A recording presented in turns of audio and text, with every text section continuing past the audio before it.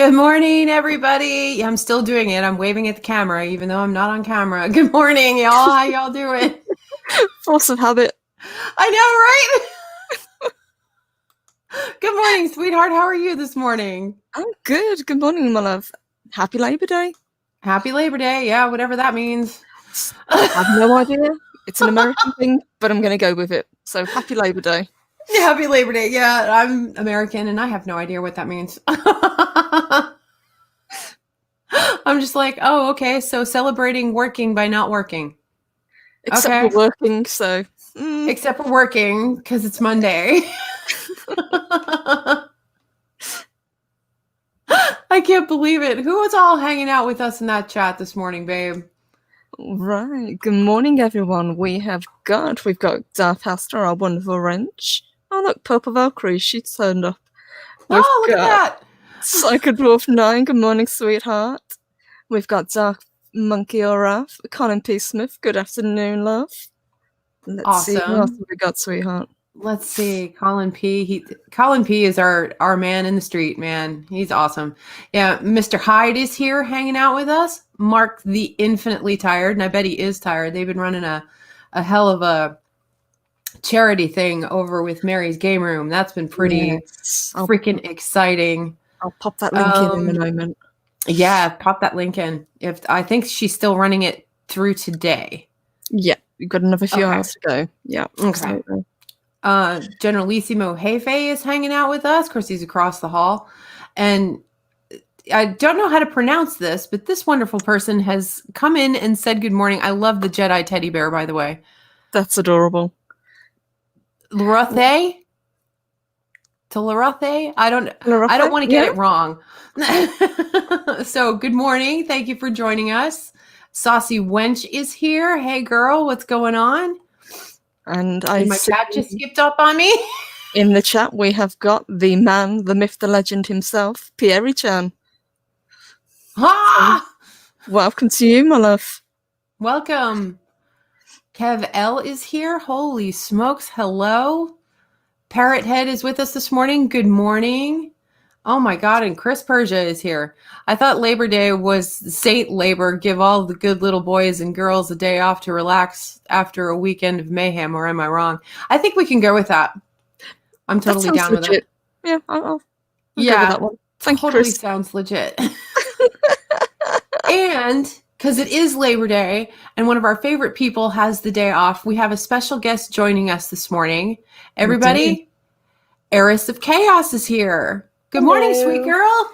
Hi. Good morning, my love. Hello.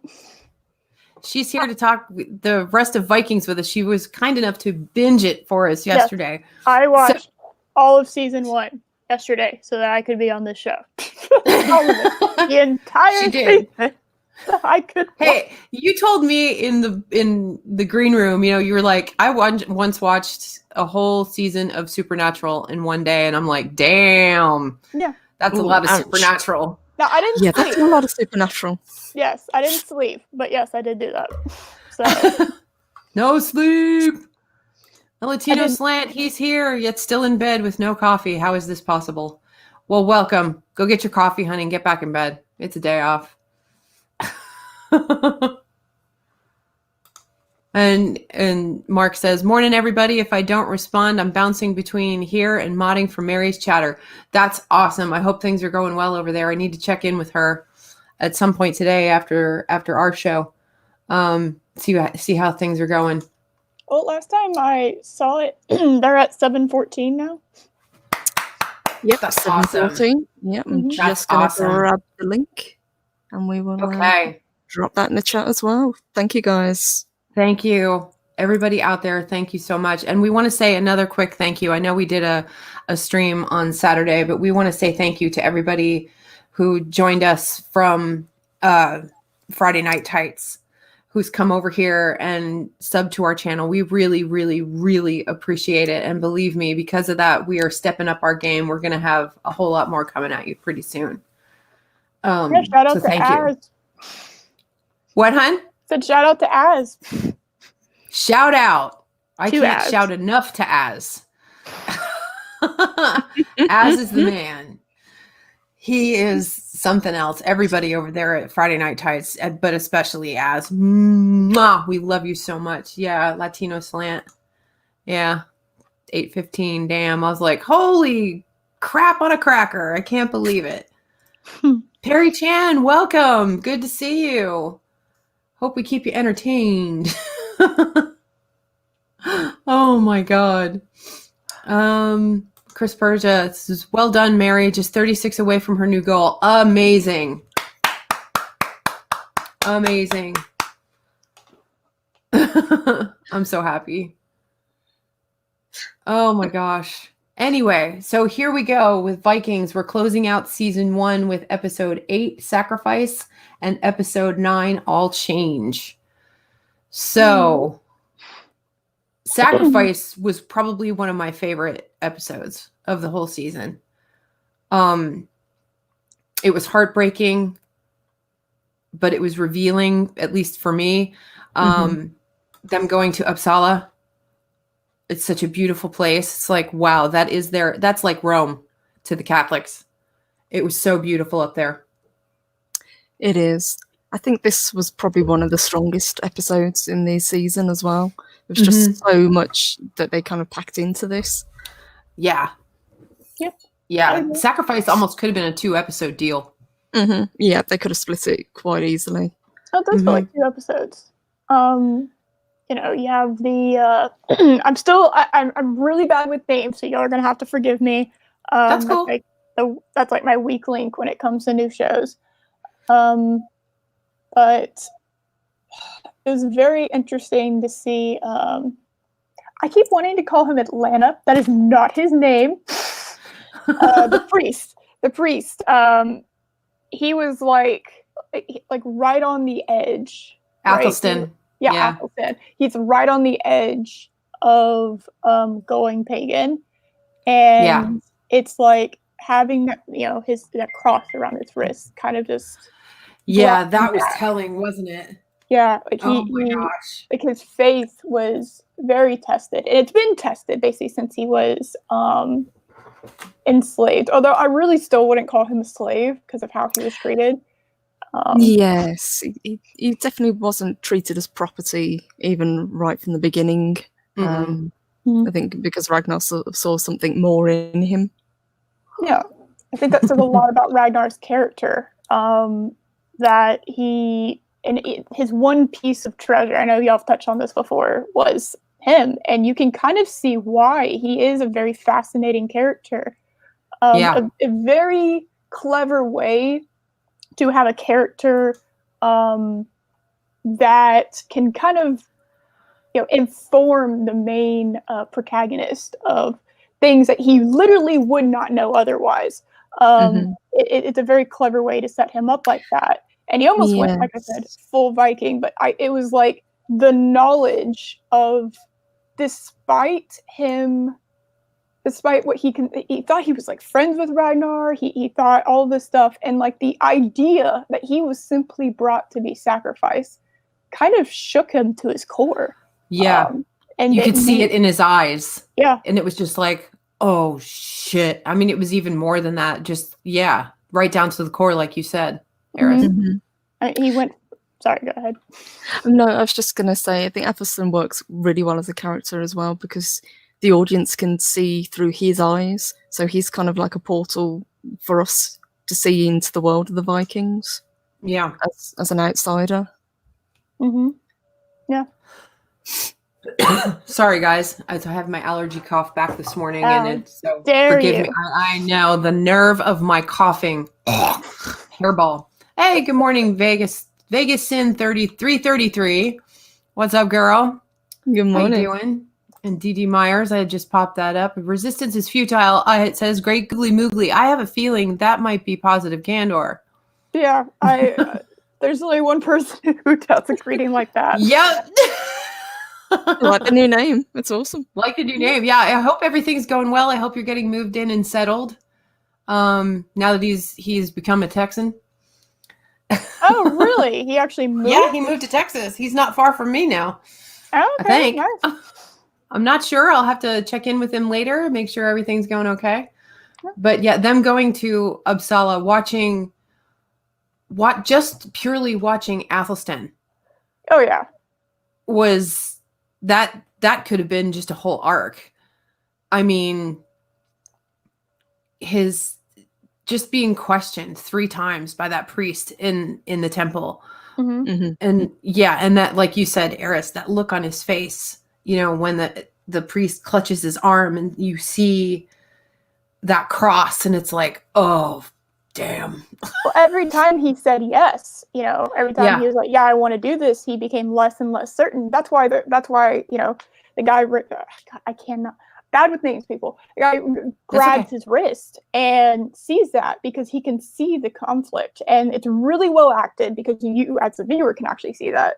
They take their time with this. Honestly, it's like, this could have been, multiple episodes long. And the 9, knowing a little bit about Norse mythology, we do know the symbolic nature of 9 in Norse mythology is pretty big. And the fact that you just think this is kind of a festival, kind of just like a party, right? And following through with it, you're just like, oh, there's people being sacrificed. I didn't know if Ragnar was like trolling him or just like memeing on him. I really didn't know. Ragnar I didn't know either. I didn't know humans were going to be a part of that Magic 9, to be honest. But it's like, hey, you have to. Someone has to do this. The ancient one's like, hey, someone has to do this because if not, we're fucked. So, we got to do this. And it was kind of just the look on everyone's faces, just like, oh no. Yeah. Colin P. Smith brings up a good point.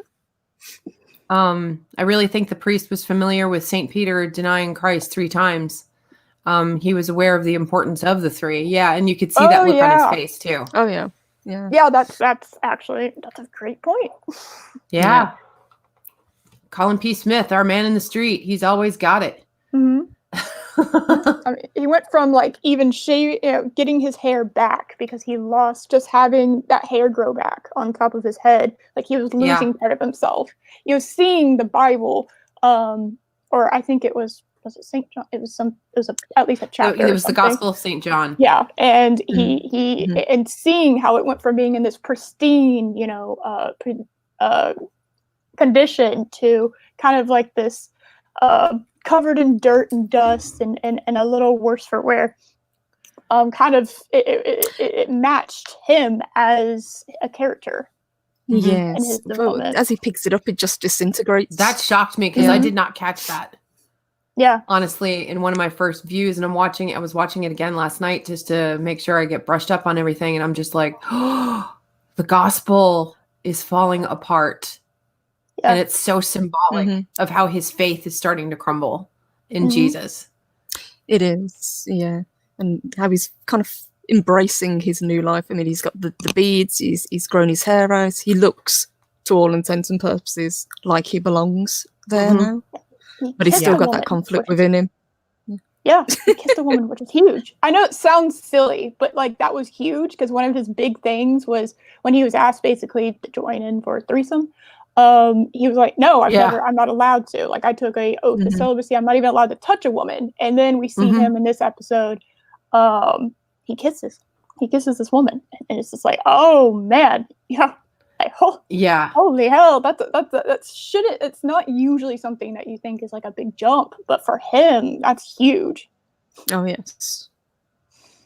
As I'm looking over the notes I made real quick, and jumping away a little bit from Athelstan, just a little bit, Largitha is struggling with her faith in the gods after losing the baby. Poor woman. Yeah. Knowing full well that the prophecy says that Ragnar will have more sons, she's just unaware that it's not going to be her. Yep. And I also loved, okay, this is going to sound so weird, but when they get Athelstan tripping. Oh, with the mushrooms. Yeah. With shrooms. Yeah. I was just like, God. Oh, Holmes was wasted. I was like, oh no, rip. Oh, it was so bad. But you look at all the things he's going through because you really start to see that conflict arising even when he's high. Mm-hmm. Yeah. It's good that you brought that up. I've got to ask because I know that this was first shown on the History Channel. Now, this episode is quite risque. There's a lot of nudity. There's a lot of kind of gore in it. How much did they censor this particular episode? See, that one I wouldn't know. I don't know. There must have been a lot to take out if they censored it, presumably. The History Channel, I don't know. Does History Channel really censor? I don't know. I mean, they give the warnings before, but I mean, American Horror Story has gotten away with a lot of stuff, Yeah. And it's on a main network channel. History Channel, I wouldn't consider one of the main networks. It's a little bit more pushed in the background. So I don't know. I don't know either. It's the way they shot, or at least they edited. That it doesn't make it so gory. I mean, yeah, you're right, Eris. With American Horror Story, it's much more graphic. Oh yeah, it is. Than this is, but you have to be careful with the animal element. I know that because I know for me that's upsetting. But yeah, well, in the next episode, they don't really pan away. Yeah, that's true. Yeah, they don't. I have to keep telling myself. My little mental stories of, okay, it's not really a goat, but it's really a goat. So everybody calm down. Well, relax. That gets brought up. That's very important. That I think kind of gets lost in the shock of what happens towards the end of this episode. And then what happens in the next episode is Lagatha asks for more sons for Ragnar. Yes. And she isn't specific enough, which I think is kind of a huge deal. She said she is willing to give up anything. And I think we see what giving up anything really entails.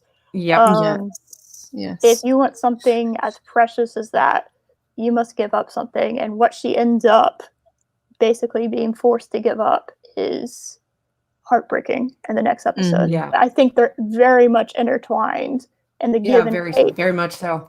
The Norse gods in this seem to be a very give and take, tit for tat type of system. So it's like you want something, well, you will have to give up something just as valuable in order to have this. So you have to be worthy of whatever the gods bestow. Yeah, absolutely. Yeah.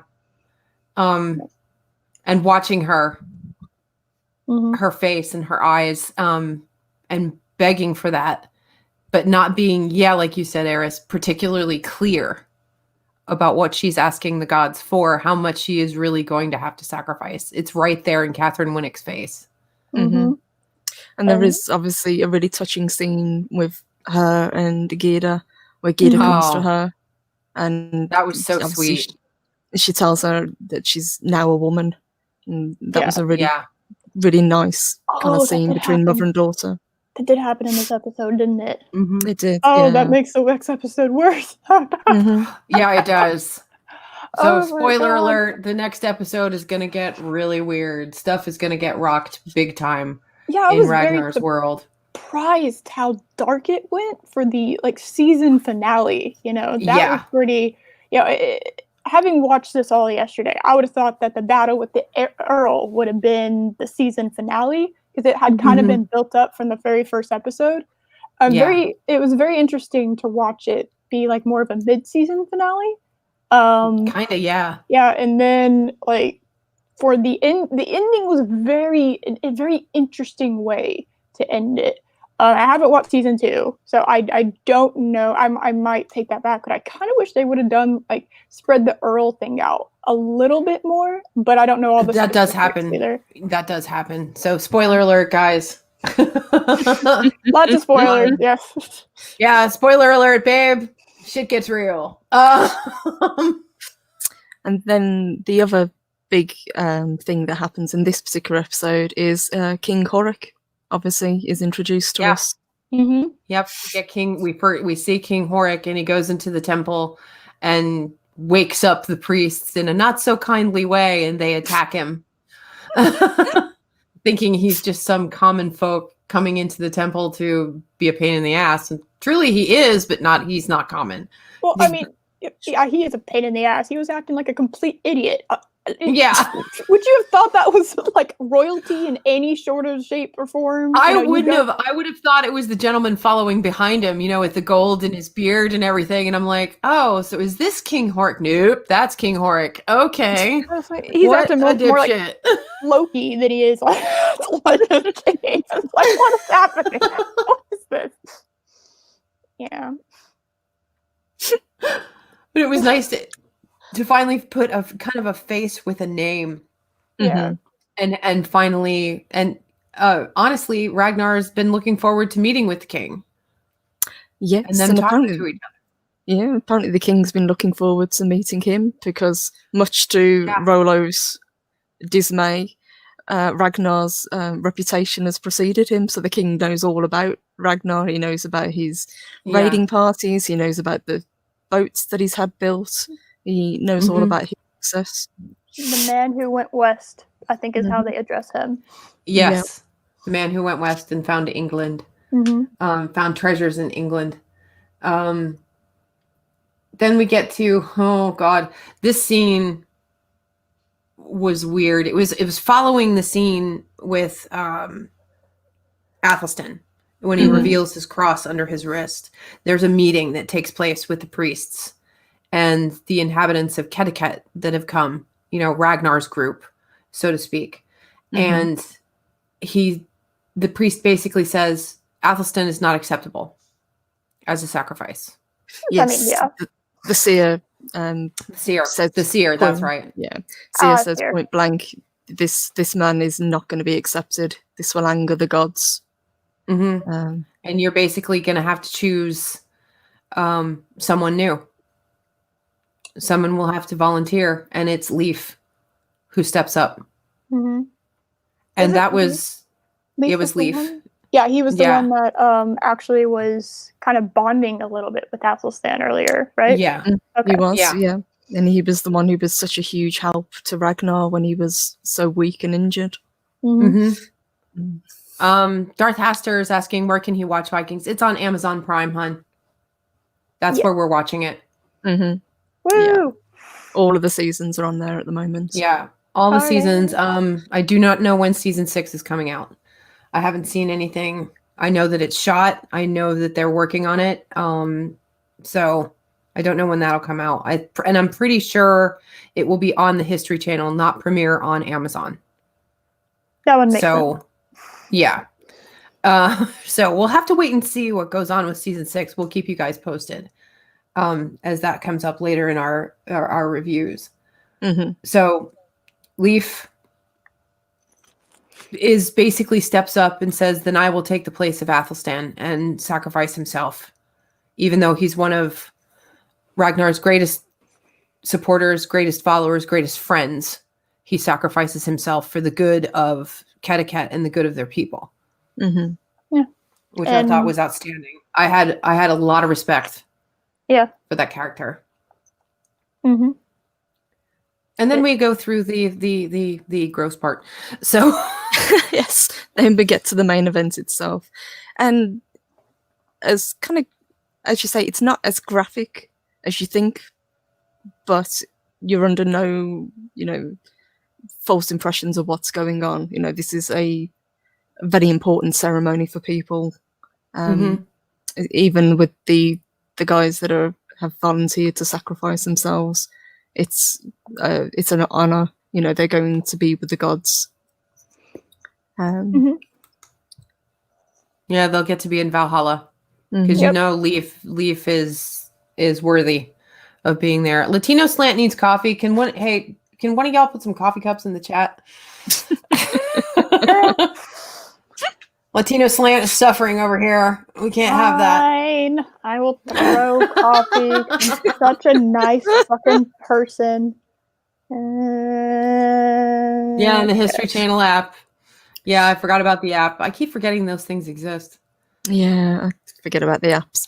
But I think as the episode closes out and we focus on Ragnar's face as he's watching Leif, meet his end. I thought that was really nice way to end it. Yeah, There it we go. was. Yeah, we got coffee in the chat for you, boss. Not to Nailed worry, it. we will get it going. That whole that ought to put you on the straight and narrow Latino slant. Oh my god. Eris has got it going on. Yeah, for coffee. There you go. Okay. I might put you in a Death hospital, Taster actually. said, there you go. Oh my gosh. We do finally get to see King Horik and Ragnar meet and talk. Yes, he has preceded himself in his, stories. There's no delusions of grandeur. That's not what I was after. I can't word this morning, so you guys will have to excuse me. Maybe I haven't had enough coffee. There's a very important scene with Rollo and the ex-Errol's wife. Yes. Which is very, very key for the next episode. Yes. Rollo is partying, of course, and doing as he pleases. Meanwhile, Siggy's got her ear to the ground. Yeah. She's listening to everyone. That's what she did when she was the Lord's wife. Lord Harrelston's wife. She says, basically, do you know your brother is meeting with King Horik right now? And you should be too. Instead, you're here drinking and whoring and carrying on. Yeah. So it was like, oh, shit. Too. That's the thing. Like, he wants to be able to party and be one of the guys, but at the same time, he also wants to proceed. He wants all the accolades that Ragnar is getting, but it's almost like he doesn't want to work for it. He's very it's a very conflicted character of the jealousy of the brother, which I think is absolutely a brilliant twist on the Loki-Thor relationship that we all know and love. Yes. That the older brother is the one that is jealous of the younger brother and isn't getting all the recognition and become the leader. That's so different, but it's perfect. Yes. I think he thinks because he was the firstborn, everything should come to him first, and it just grinds his gears that it goes to Ragnar. Yeah, Ragnar's willing to put in the work, though. That's the thing. And he does too, true. But he is definitely more a supporter in that sense. And it's like he sees what he should have been in Ragnar. And he starts, and this has been going on since the first episode, where his ambition slowly starts to take hold of him. Like the embrace when Ragnar became the Earl of, hey, how are we going to be equal now? And it's like he is kind of obviously wanting to become an Earl or some kind of equal in power. It's a very interesting dynamic between the two of them. Yeah, very much so. Very ambitious, but he doesn't know how to harness that ambition. Yeah, he can't follow through. It seems like. While he's a good fighter, while he's a good warrior, he's not ever as good as his brother. Yeah. He could make his name in being a warrior and being like the warrior, the number 2 to Ragnar.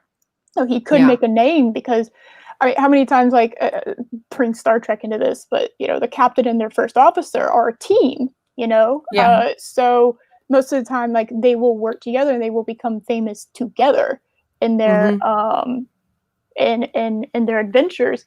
Well, it's like Rollo doesn't understand that you can be more powerful and more well known together. You two are brothers. You could become like the brothers that did this, but he wants to be top dog. It's not good enough. Yeah, and nothing is ever good enough for Rollo. He's like, this isn't enough for me. This isn't enough for me. He wants more. But we'll see this character grow. And I think that's why Siggy was so annoyed with him as well, because technically, he's got almost a trophy wife in Siggy, but he still wants more. And so he goes out and parties. So again, that's him always wanting that little bit extra than what he's actually got. Yeah. Brain fart.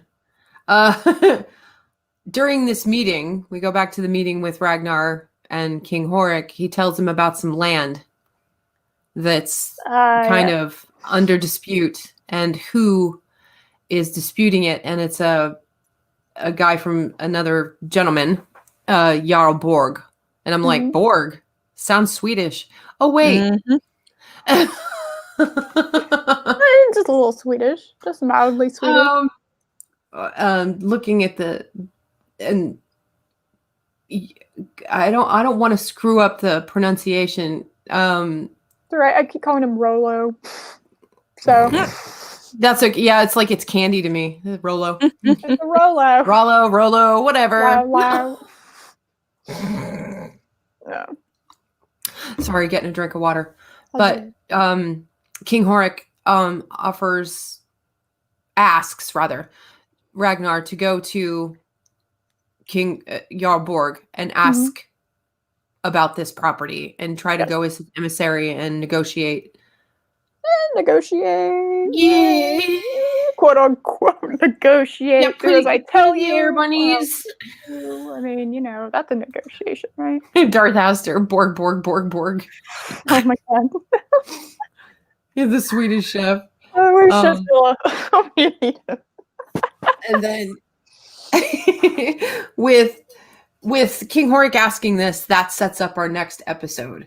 Yes. Which Ragnar is sent as the emissary to Jarl Borg in his land. But it doesn't go so great. However, I have to give Ragnar a lot of credit that he didn't back down either. No. And of course, Floki is our standard issue comic relief. If I don't dry out soon, I'm going to rust. I'm like, Floki, come on. Well, you gotta imagine it's my man. Cold as hell there. It has to be. Yeah. Cold and it's wet and they're just sitting there eating food and warm and it's just like, well, you know what? Rude. Yeah. Food, drink, dry clothes, little help, little acknowledgement that we're even in the room. That would help. It's not like you can turn on the heater, all right? It's the fireplace right? is the heater. Okay. Pretty much. I almost said Largatha. It's like, nope, Ragnar and Jarl Borg go back and forth for a bit. And Ragnar's not flinching. Really, neither is Jarl Borg, but I think he sees a compatriot a little bit in Ragnar. He asks his name. That's when he's like, oh, and that's when they get like the food and the dry clothes and whatever. So he finds out who he is. Yeah. And who are you? I'm Ragnar Lothbrok. Oh, shit. And again, the reputation precedes him. Yeah, and he is surprised. And to be fair, it is kind of surprising. It's like, well, how many people know about this? It's like, no, it really did. Like, that was a huge thing, and it's a really clever way to establish how big of a deal and how big of like an accomplishment that was. To the point that he is surprised. Ragnar is a bit surprised. He's like, oh, like I just wanted to do this thing because I wanted to do this thing, really, and it's kind of a very different way of achieving something so great, and how he is very, even despite him smirking half the time, very humble. Yeah. And it's those little looks from the actor, and it's just like, you're nailing this character to the wall. This is like absolutely incredible. The Latino Slant says, Ragnar was a visionary. I loved him. Me too. Hey, Geeter, how are you? What's happening? Hey, Geeter. Good morning. And Shellback TLC has dropped in. Gonna cook the chickie. Sorry, I couldn't resist. So fortunately, Jarl Borg realizes who he's dealing with. Okay, time to feed. Let's get him some dry clothes. Let's get him some ale. Let's get him a place to stay, essentially. And yes, essentially it changes the dynamic, and that's when they can actually sit down as equals and talk. Yep. But Slight but. Jarl Borg wants messengers sent back Mm-hmm. to deliver, hey, let's work out a deal. I'll lease the land back to the king, blah, blah, blah. Yeah, he's very reasonable. And I actually really liked the deal he was trying to strike, because that was pretty perfect. It was like, hey, he just really wants acknowledgement. He just wants to be kind of treated like, hey, I do have a claim to this. I just want a little bit of equal footing on this. I don't want it all. Like, I don't have to have it like all and by myself. I am willing to share. And that shows far more of who he is as a person. A very willing, a lot more mature of a way of handling it than the king does. At the end of the day. Yeah, at the end of the day, King Horik's a little childish about it. No, it's my land. It's my land. Me. Like, okay. Yeah, I think it's because Borg knows how valuable the land actually is. Not just how much land there is, but he talks about the minerals that are in the land. So he knows exactly what he's got to bargain with. Mm-hmm. He knows its worth. Yeah, exactly. Yeah.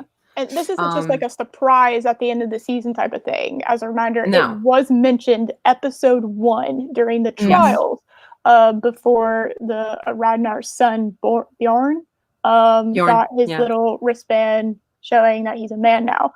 That trial was, that did kind of hint at that being a bigger deal. And I am glad that they did bring it in, because I like little things like that. It's like, oh, it's interconnected. You didn't just write this like 2 days continuity. Wow. It's continuity. Who knew? Looking at you, Kurtzman. So the Borg is looking to assimilate the valuable land. I knew that was coming. Oh, shit. I saw that coming from 6 miles out. I don't know. I didn't think it was going to be Colin P that put that in there. Oh my god. Someone had to do it. Someone had to do it. It was a dirty job, but thank you, Colin. That was Proud awesome. of you. Proud of you. So, meanwhile, since we're gonna have a powwow, we got to wait for messages to be exchanged. Ragnar's gonna be hanging out for a while. So there's this famous ash tree that they claim is Yggdrasil itself. Yes.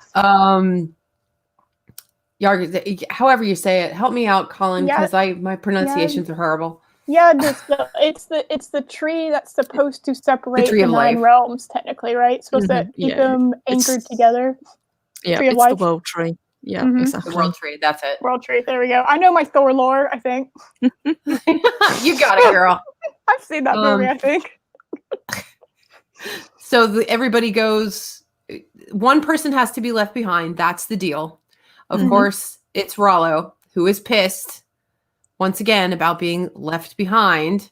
Well, I mean, it's a very important job. And it is important. He overlooks that. He overlooks how important that is. There it is. Yggdrasil. Yes, that's yep. Yggdrasil. Yggdrasil. Yeah. Yggdrasil. The guys got it. Thanks, boys. It's a Drasil. We're shortening it. Drasil. It's a goddamn tree. But it's he misses the point. All he can think about is how he's being left behind, and he completely misses the fact that he trusts you to stay here, to be kind, to be a well representation of his clan, quote unquote, his tribe, however you want to call it, and that's a huge deal. Like he could have left anyone there.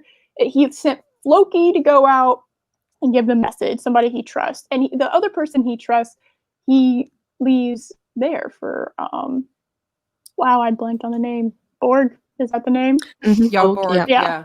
And that is a huge honor and a big deal, but all he can think about is, oh, you're leaving me behind again. And of course, Borg doesn't really do anything beneficial in helping soothe those ties. In reality, he actually stokes the flames in his heart to rebel. Oh, yeah. Borg's very shrewd. He picks up pretty much immediately the kind of friction between the two of them, and then uses that to his advantage.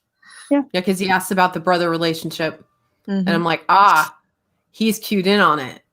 Okay. I mean, to be fair, it was a bit of a neon sign that anyone could have seen. Yeah, pretty much the only one who doesn't seem to pick up on it is Ragnar. Yeah, right. like, He's we're fine, like, we're cool. It's like, we're good. Everything's fine. Nothing to see here. Move along. Okay. But here we go to this giant ash tree. oh god! And Ragnar And doesn't Thorsten know. and One Eye do something stupid. Bad Ragnar, bad. Bad Ragnar, and they spy on Aslog. And now we meet Aslog. Princess Aslog, yes. Princess More specifically, Aslog. who is said to, what is it? She is the daughter of Brunhild Valkyrie. Yes, yes. The Shield Maiden, yeah. Yes. Yep. The daughter of Brunhild and daughter of Sigurd. As an aside, the lady who plays her, she's got a very ethereal look about her. She's almost elf-like. She looks like a Gadriel, like in a way, from Lord of the Rings. Very beautiful, but almost kind of otherworldly. So I thought that was really interesting casting. Good description. Where do I know her from? Da, da, da. Where do I know her from? I know, but obviously, the first time we meet her, she hasn't got any clothes on because they've just come across her bathing. Oh. Yeah, and that's One Eye and Thorsten, and it's like, boys, oh, for fuck's sake. Now, I looking at her face when they say Ragnar Lothbrok, she kind of is like, oh. She has this almost, I know who you're talking about look. Yes, she's got a calculating look about her. So again, with the reputation. But it's almost as though she knew he was going to be there. That's why she was in that place at that particular time. Yes. Excuse me. So it kind of leaves it. Was it fate that these two crossed paths, or did people go out of their way to arrange it?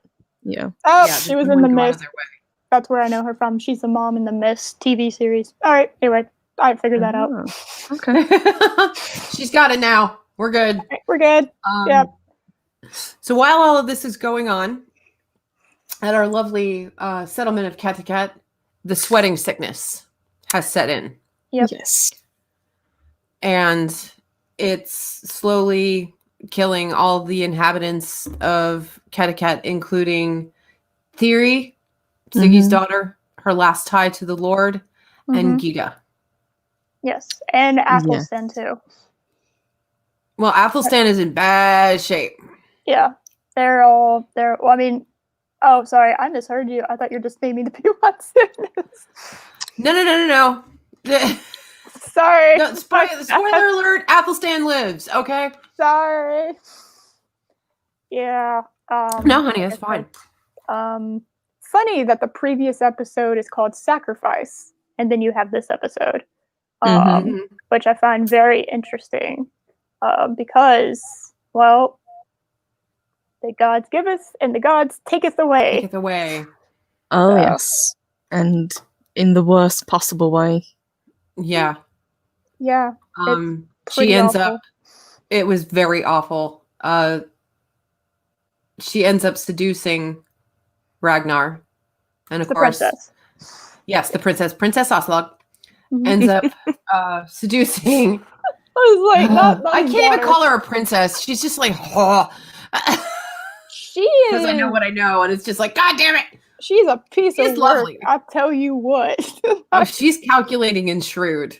Yeah, I mean, her wit is something that actually Ragnar tests, because he could just have a pretty face, but he tests her wit, which I thought was, all right, okay, all right. Didn't really appreciate the what he did to Lagertha, and when Bjorn finds out, I was like, thank you, someone has the reaction that I currently have.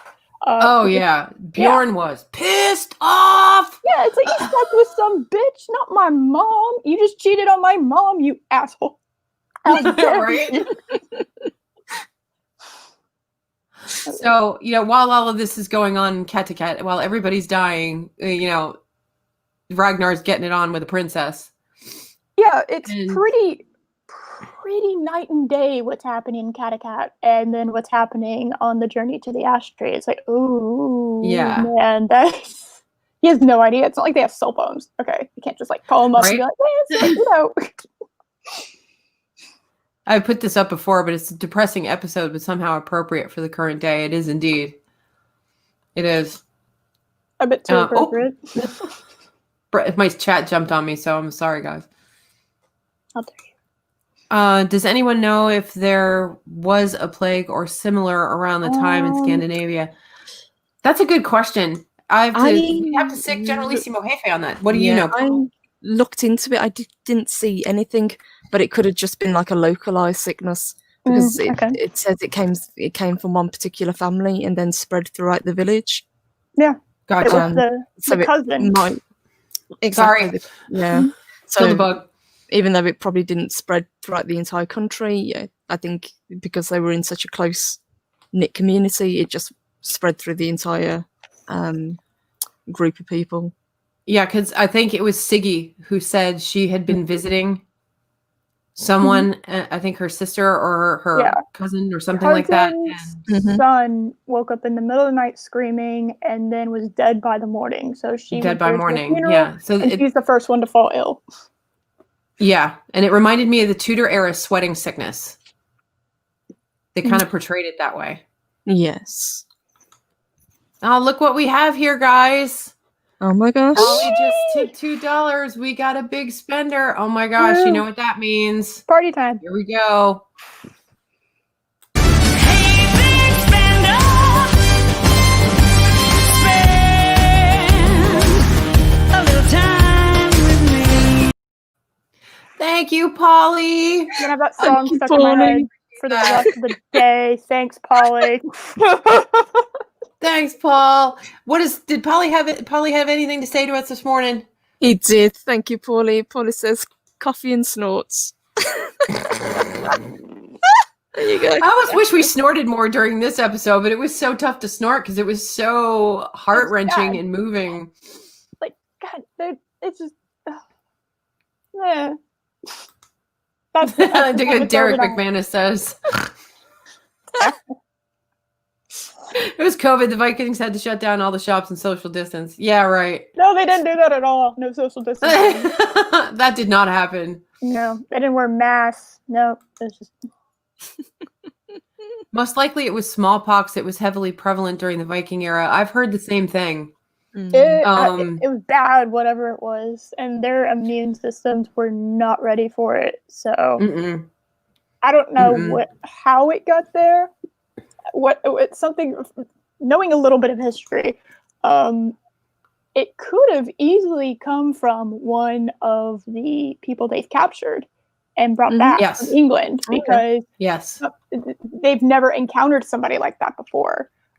Very easily, yeah. And something that's just in their system, the same thing happened with Native Americans and the English colonists. So they come over and they have all these diseases and stuff that they are just built up antibodies for, and they're not affected by it. But they have never been introduced to that. So honestly, it wouldn't surprise me if that had some kind of connection to it. They don't go into it though, because obviously, how would they know that? No. For them, it's just a sickness that's spreading like wildfire throughout the community. A curse is really how they look at it. And they think they're being punished by the gods. Well, with that added, Michael Hurst, who wrote Vikings, he wrote a lot for the Tudors. So he might have took a little poetic license and added the sweating sickness, even though we didn't know what it was, or if it was, like Chris said, most likely smallpox. And just that similarity, it kind of tweaked me just a little bit. I was like, oh yeah, because he wrote those plague episodes during the Tudors. Okay. now that makes a little bit of sense, at least for me. Oh, So we could kind of a add that shout as out, kind of a yeah, throwback. Right. All right, fair enough. yeah, kind of a little throwback to the Tudors a little bit. It's like, oh shit. But that's my jam. So later on, oh god, Aslog and Ragnar are talking, and Another she's jam. pregnant. Yeah, And she's pregnant. which I'm Shocker. pretty impressed that she knows that. You know, it's like, man, how I long have know. y'all been here? Like, you know, it's like, Yeah, man, how long were you guys pregnancy hanging tests can't out? last that long, you know. Like, It's like, really? I mean, he even denies her a second time to have sex, and he's like, no, I can't. well, to be fair, Bjorn was like literally in the same He's room. like right there. Yeah. Which Yeah. that's good on him for doing that. But then he ends up doing it regardless. So yeah. Mm-hmm. Yeah. And Bjorn is pissed. Mhm. And you see this look after she tells him, after Aslog tells him, and she walks away, and he's just like, his eyes roll back in his head, like, oh, I'm so fucked right now. He's like, yay! I got a son. I'm going to die. Yeah. Kill me. I'm gonna die when I get home. Holy shit. And Bjorn ain't gonna save me either. I'm doomed. Uh-oh. Oh Oh no. Valkyrie down. Valkyrie down. no! I'm back. She's back. Oh no. Don't tell me Back? we're having there she is. Hello. No, it's fine. We have the Just ghost. keeping We have the No, ghost no. of purple. keeping an eye on it. Ghost of purple. All right. We're getting to the end of our talk for Monday anyway, but holy cow. Yes, she eventually reveals that she's pregnant, and I was just like, oh, Of course she is. fuck. Kind of the same look as Ragnar, like, I'm such a dead man right now. Mhm. Oh yes. And he doesn't even know, that back home, Gita is gone. Yep. That Athelstan is ill, that his people are suffering, Lots of people and died. he's there having a good time, Mhm. Lots and lots and lots of people have died, and that's kind of why I think it's interesting that the previous episode is called Sacrifice. I mean, there was a sacrifice, but I think what Lagatha, what she asked for, it's like, hey, I Yeah. want him to have sons. It's like, okay, well, it's almost like the parallel, like between both episodes is like, well, you are going to get a son, but it's through another woman, and half your town and your daughter are dead. So, Mhm. Mhm. Yeah. Half of your population is just squelched. Yeah. Yeah. It was a huge price to pay to get for what she asked for. mhm. Mm-hmm. And I think it closed out the season really, really well. It Yeah. did. There was another little scene that I want to touch on because that Go ahead. goes back to the first episode as well, where Yes. Floki is talking to King Horik, and he's telling him about Borg's deal, and that there won't be compromise. Mm-hmm. And they mention the god Loki, and Floki just kind of gives him a side glance and says it's a distant Yeah. relative, I thought it was which cool. I thought was nice, because in the first episode, Bjorn Mhm. says so he's like the god Loki, and And Ragnar says, well, yes and no, he's not a god. So nope. I do like those little Technically- kind of signs. Yeah, technically Loki, if you really want to get down to the nitty gritty, isn't technically a god in Norse mythology. He Nope. is, but he's not. It's kind of like Mhm. he's like an honorary god, but Yeah. yeah. He's like got the sash, but he doesn't have really the gumption for it. Yeah. So this is how we close out season 1, guys. And it was pretty freaking epic. Mhm. We've It got a lot was. of things to look forward to, like Ragnar coming back to Keteket and finding out what happened to Gita and his settlement. Mhm. Yes. King Horik and his role with Ragnar, and now Jarl Borg and his role. And it's gonna get crazy. just letting you guys know, tune in for season 2 because it's intense. It really picks up. I've got to say, okay, Eris, since you watched the whole thing yesterday, Yeah. what would you say, It does. it's particularly about these 2 episodes, but the season as a whole? What did you think? Like, what do you mean? What did I think? Like, What did you think of the storytelling? How they wove everything together? I mean, you sound like you really picked up on everything that they were talking about, and you even picked up on the little nuances. So yeah, watching it all in one day does actually have a slight advantage on that. Let's see. Season 2. I haven't watched season 2. I've only watched season 1. Right. I like the little what's it called? It's kind of the Chekhov gun effect in storytelling, which nothing is just said for the sake of it. There's always a matter of importance. It's very well crafted. You can tell that they were paying attention to their script, to their storytelling. That the characters. There's little developments that you see here and there. Right. Let's see. Another thing that was kind of really introduced towards the end of the season was Floki's devotion to the gods, which seems to be more intense than anybody else. I thought that was very interesting. Kind of everyone else does believe in them, but he's like pretty hardcore into it. And I feel like that's introduced as that will be tested in the future. Yeah. Because you don't introduce something like that. The show has has made it very clear that everything matters and you must watch everything. Because every little detail is important, and I do love that in a story. That nothing's there just for the sake of it. Yeah. So I think that's going to become important. Obviously, the Ragnar and Rollo, whatever, relationship is very important because at the very end of the 9th episode, he agrees to fight against his brother with Borg. Yes. Yes. And that's a big setup for season 2. And Rollo's role. It's gonna get weird. I wish I could be tossing out spoilers, but I can't. No.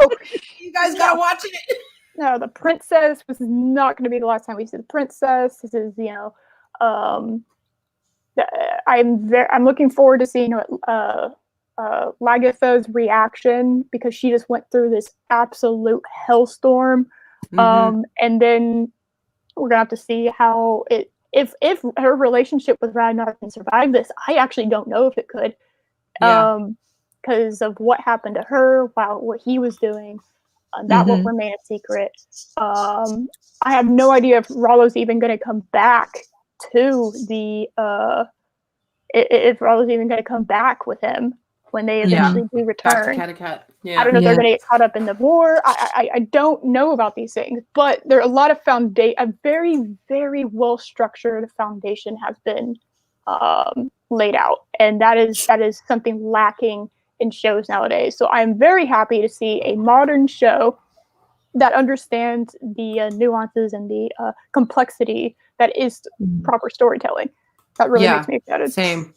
I agree completely, yeah. I have enjoyed rewatching this as much as I enjoyed it watching the first time for these reviews. It is a very strong, even though it's only 9 episodes, it's a strong first season. And I don't think any of the episodes are particularly weak. I mean, a couple of them are better than others, but there's no real terrible episode. That's true. Which I think was really well done. And the cast, I think, is phenomenal. And Latino Slant's like, oh yes, Rollo's story arc in the show is fascinating. It is. And it's going to get even better. So you guys need to stay tuned as we're going to finish reviewing it. These 2 episodes for me, like, it changed everything. And sets us up really, really, really, really well for season 2. So we have so much more to look forward to. And and when I was watching it the first time, Sacrifice and All Change came up. They were 2 of my favorite episodes. None of them, like Purple said, were weak or dull. they didn't even slog. It was like, oh, okay, so this is a little bit of a change up. Okay, no problem. Okay, back to the original story, but it's all, like Eris said, it's all interwoven. There's nothing there that's unimportant. And you really do kind of have to pay attention, because I've watched the show 6, 7, 8 times. Because that's the kind of cycle. Nobody will let me watch Ragnarok anymore, so I had to watch Vikings. Oh my god. Yes, we're banned from Ragnarok. I'm banned from Ragnarok. My fault too that she did that. I introduced it as a comedy to her, and she literally won't Took it and ran with it. There was an intervention because she wouldn't stop watching it. Yeah, sad but true. Oh my gosh. But as many times as I've watched it, I still look forward to switching from season 1 to season 2, because there's so much more development. It's so much more story that gets to be told, even with Athelstan. So yeah, spoiler alert, he lives. Yeah, Oh, no, and yeah, even that though, sorry, no, go ahead. it's like, even though it ended on such a sad note, you know it's just going to get better because of what Ragnar's got to go home to. Yeah. Uh-oh. And you're sitting there going, uh-oh, all hell's fixing to break loose. Holy shit. Yeah, he thinks he's going to be in trouble for what he did, and he has no idea of what's actually gone on. No clue whatsoever. So yeah, stay tuned for that, guys, because we will be covering season 2.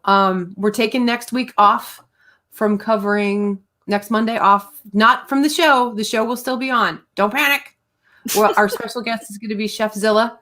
He's going to come on and talk to us about what's going on in his world these days, how everything went for his opening weekend in his restaurant. Awesome.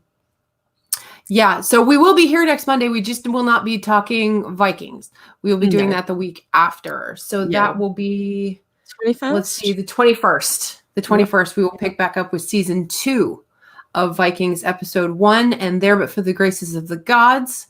The boss man will be joining us to review that episode and kick off season 2. Cool. So on that note, ladies, Eris, thank you so much for joining us today. I'm so glad you had a day off and you could finally get on here and talk to us. Yeah, thank you, Eris. And thank you for watching the whole season. That was awesome. Thank you. Yeah, thank you. Oh my gosh. Of course. Leave it to a writer to commit. Oh yeah, no, I'm very much a dedicated, very if I have to do something like that, it's like oh it will get done regardless. That's right. That's right. God bless you for doing it. Do y'all mind if I throw my link out in chat real quick? Do it. I was just gonna ask. Tell us what you're up to, babe. Yeah, link is in the description as well. But please, put it in the chat for us. Yay. Yeah, tell us what you've got going on this week. Well, my Wednesday stream, which will be something. That's all I'm giving you because that's all I know. Okay. And then Saturday is going to get a bit complicated. Because we have the DC thing, don't we? Yes. So that gets a little bit complicated. So that's I will update probably by Wednesday what's happening there. I will be on. It just I don't know when. Yeah, we don't know when yet. We're getting all that nitty gritty ironed out, right? Yeah. Okay. Yeah. She'll keep you posted, guys. Look for her on Twitter as well. So anyway, there you go. Yay! The Wednesdays and Saturdays we get Eris of Chaos. Woo! Party! Discord and Delight. Is that what you're calling it these days? I forget. I don't want to get it wrong. Wednesdays are evenings with Eris, and then Saturdays is afternoon Discord and Delight. So afternoon Discord and Delight. I love it. Oh, so Saturday, yeah. Everybody, keep your eyes peeled. Things are going to get a little crazy because we're doing the DC fan event. Keep an eye on Eris. I know she's going to be. I'm pretty sure I understood you were going to be hosting for a little while. Yes. Right. Obviously. Okay. Yeah. Obviously. Those are things that are happening that I'm aware of. That I'm aware of. That there's rumors that we could be doing a hosting session as well. So I don't know. We're getting all of that worked out. So yeah, guys, please subscribe to Eris's channel. She is amazing. You're gonna love it, especially when she goes off on a rant. Holy cow. Hang on to your ankles, kids. It just got real. And oh, sorry. Go ahead, Sarah. I was just Darth Passer says, "Are you ramping up Valkyrie schedule?" We're talking about it at the moment. Yes. So yes, Schedule. There's a lot going on. yeah, we have got Yeah, more please original subscribe. content coming, but it might be videos as well as live streams. So Yes. we will sort that out. Yep, we're getting there. We're gonna get it all sorted. We'll So do stuff. guys, we're gonna do stuff and it's Yes. gonna be awesome. So that's it for today, guys. We will see you back here on Wednesday morning. Don't forget Eris of Chaos Wednesday evening at 6 p.m. Central. The She only don't know what time she's one gonna that talk matters. about yet, but we'll find something. We'll see you over there, and we'll see you on Mornings of Mischief tomorrow morning. Yeah, Mhm. we're everywhere, and we're known. We're everywhere. You guys can find us just about anywhere. If we're not on our own show, we're wrenching with Loki's Mornings of Mischief and with Eris of Chaos. So until Wednesday, we will see you guys later. Thanks, girls, for being so awesome. Mwah, I love you guys so much. Love y'all too. Bye. Bye, everybody. Have a great day.